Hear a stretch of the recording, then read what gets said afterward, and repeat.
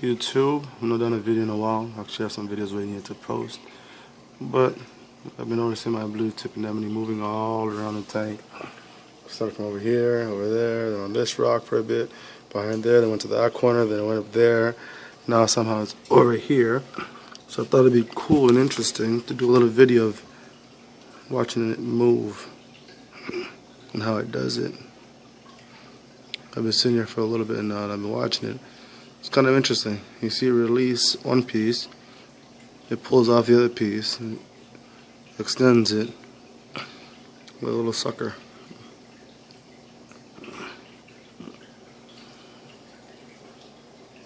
Let's see if you light isn't the greatest at the moment. Let's see if I can improve it.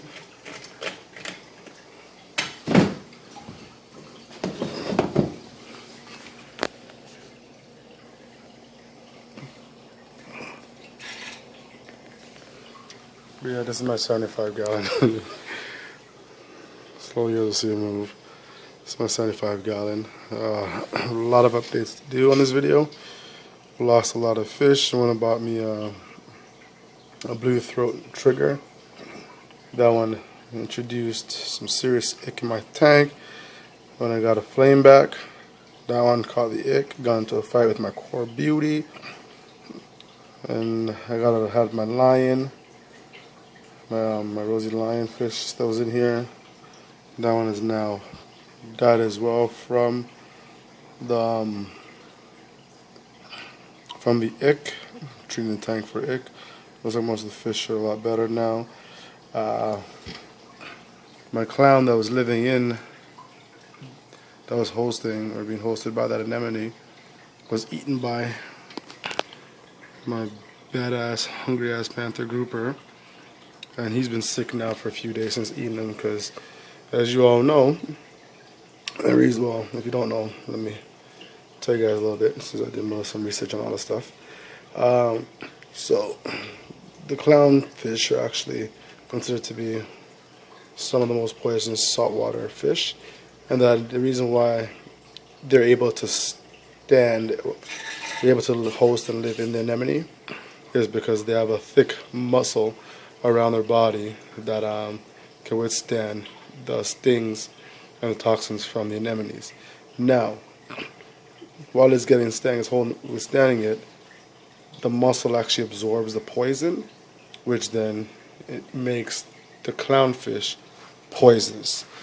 So that's why a lot of fish don't eat the clowns, or if they do, like my grouper there, get very ill.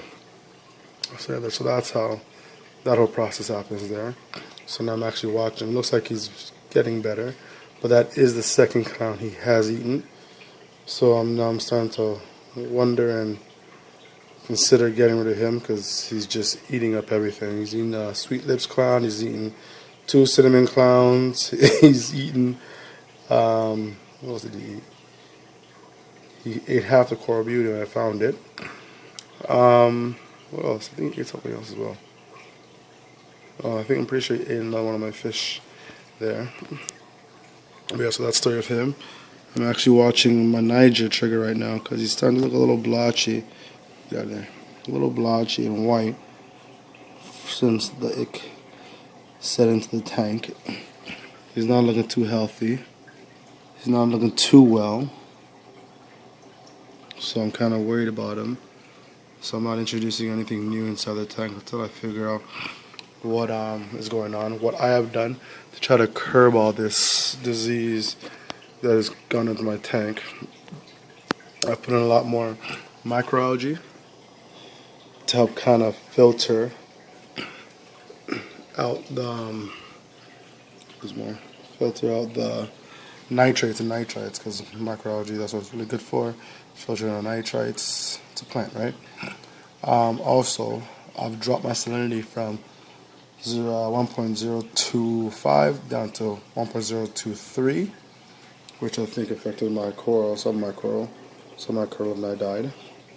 And I've also pumped up my temperature, so you guys see it, to 84 degrees, right? So it's like basically the fish kind of getting a freshwater dip, the heat speeding up the process, and as you see, my tank still gets a lot of more oxygen. I'm pushing more oxygen into the tank. The way I'm actually doing that is because this thing is fully enclosed, because I do have my eels, my snowflake, and my blue ribbon, my Juno blue ribbon.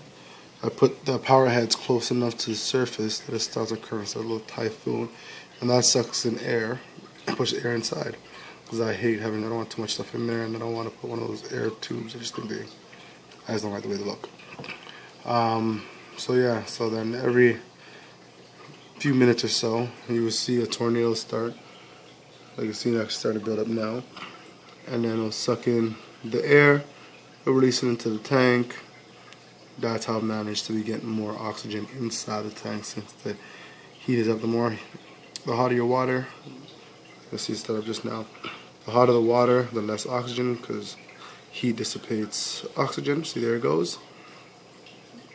See, and then so I just kind of accidentally found out about how to do that. So I just kind of watch where the power head sits, and it just keeps doing that. It releases oxygen to the tank.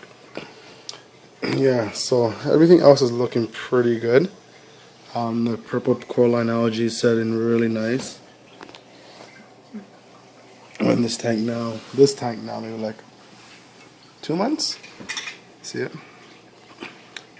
There's nothing artificial I'm doing to make that happen. There's nothing trickery I'm doing to make that happen. It's just I keep it maybe about 4 inches, 5 inches from the surface, and over time it builds a certain amount of pressure, I guess, or current, which then starts a little typhoon funnel, which brings air inside the tank. Another little thing was, since one of the bad things about having an anemone in a tank is because they're able to freely move where they please. Now, I had this red mushroom there. It's actually pretty big, but the anemone decided to live over it. I was living over it, finally moved, I finally saw it, thought it died. I'm actually seeing right now,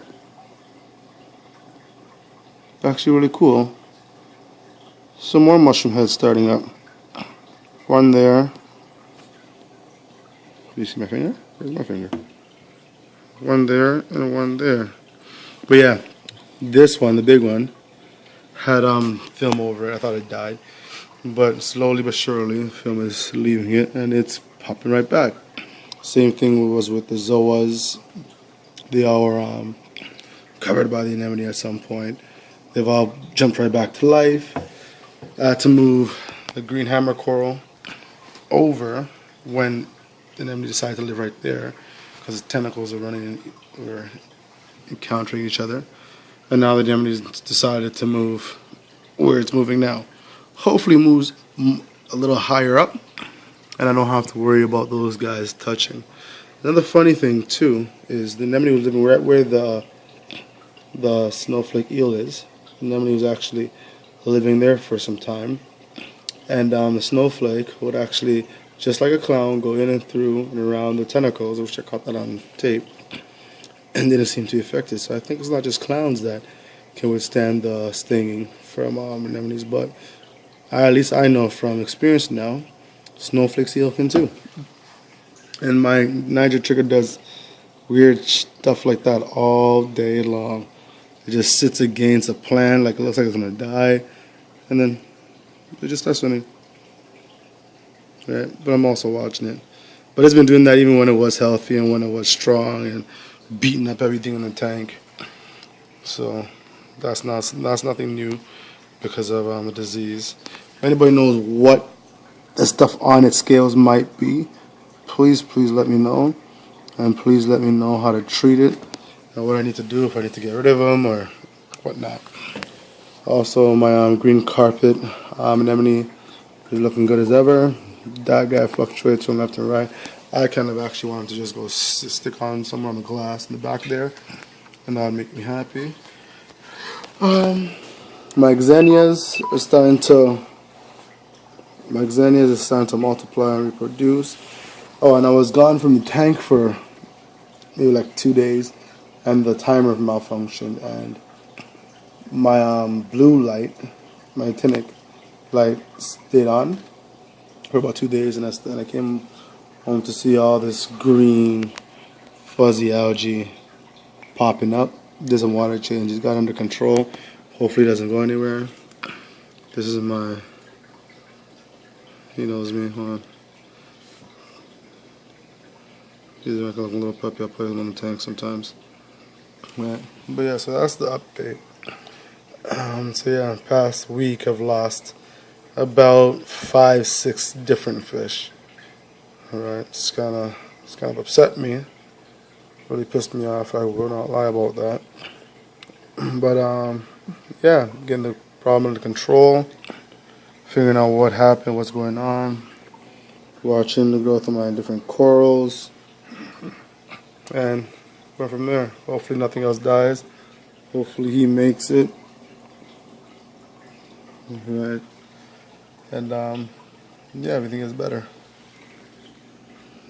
Right. Hopefully. Yeah, but this is my 75 gallon with my other videos. See where I started from, where it came from. It's all started from a 30 gallon. My very first setup was 30. Now into the 75. Everything is looking really good. Really nice. Besides the fact that I've lost a bunch of fish, but hey, with every pleasure there must be some downfalls, you know? That's how you learn. So hopefully, if anybody has questions, concerns, comments, hints, tips, all that good stuff, let me know. If not, see you in the next update.